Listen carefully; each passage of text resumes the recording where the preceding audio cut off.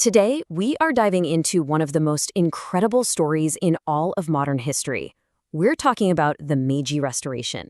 It's the absolutely wild story of how Japan, a feudal nation that was basically sealed off from the rest of the world for 200 years, managed to transform itself into a global superpower in just a single generation. So, the big question we're really digging into here is this.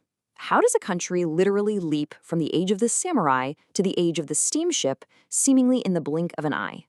Well, the answer is a dramatic story of crisis, revolution, and some truly radical change. To really understand this explosion of change, we first have to take a look at the world it replaced.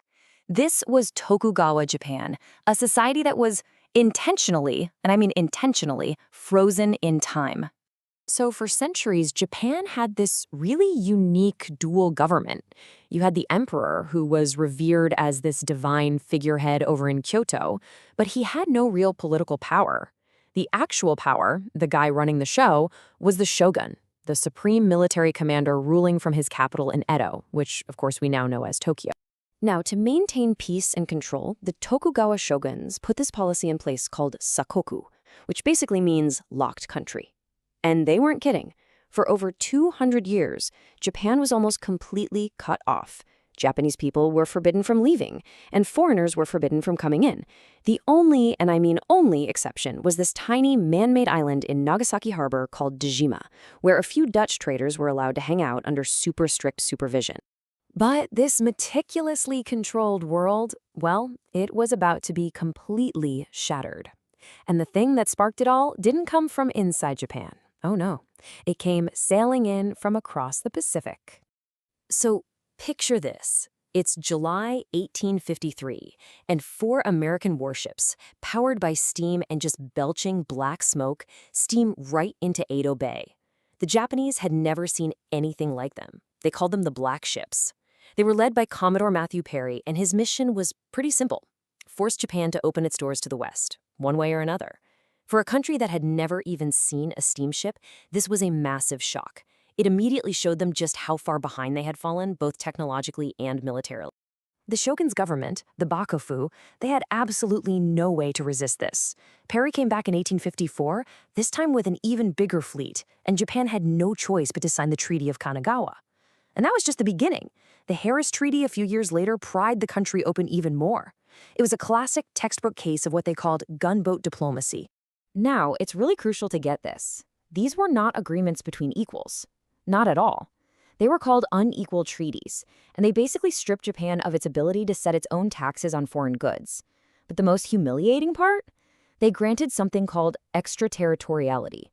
That meant foreigners in Japan were subject to their own laws, not Japanese laws.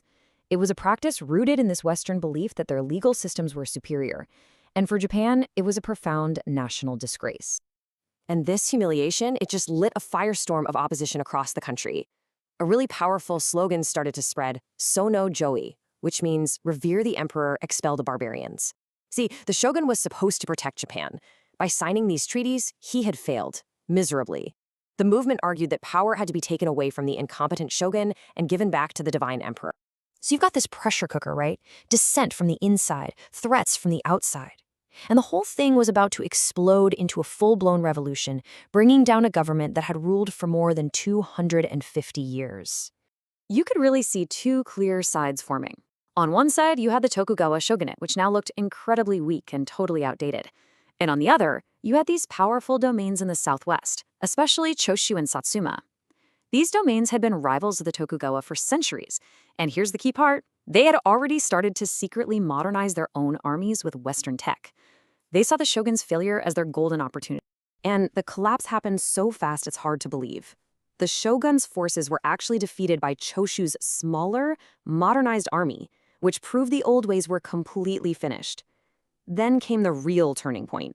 In 1866, the 2 most powerful rival domains, Satsuma and Choshu, formed a secret alliance. Facing a conflict he knew he couldn't win, the last shogun resigned in 1867. But it wasn't enough. In January 1868, the Satsho forces staged a coup, seized the imperial palace in Kyoto, and declared the restoration of the emperor. This was the Meiji Restoration. Okay, so the revolution was over. The shogun was out. But the real work, that was just beginning. What happened next was one of the fastest, most radical national transformations the world has ever seen. The new leaders, this group of young, incredibly pragmatic samurai from Satsuma and Choshu, they operated under this single, urgent motto, Fukoku Kyohei, which means enrich the country, strengthen the military. They knew they were in a desperate race against time. To avoid getting colonized like so many of their neighbors in Asia, Japan had to become just as powerful as the West, and it had to do it now. So the new government just started tearing down the old feudal world, piece by piece. First, they got rid of the feudal domains, creating a modern centralized state. Then, they created a national army based on conscription, meaning anybody could be a soldier, not just the elite samurai.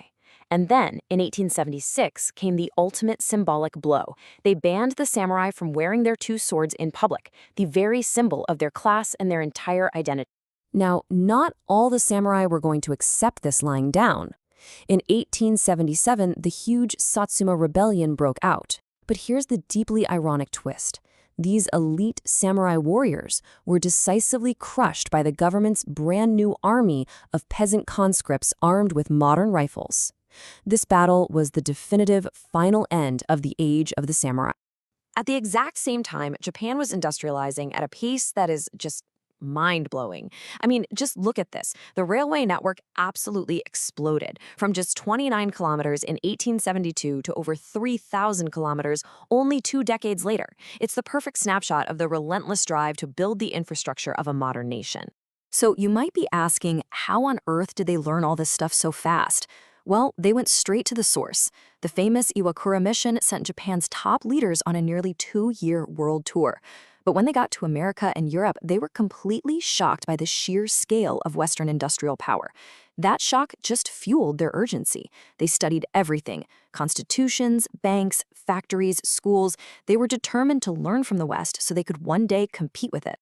Okay, so all of this furious activity, all of these radical changes, they all came together to create a completely new political and social order.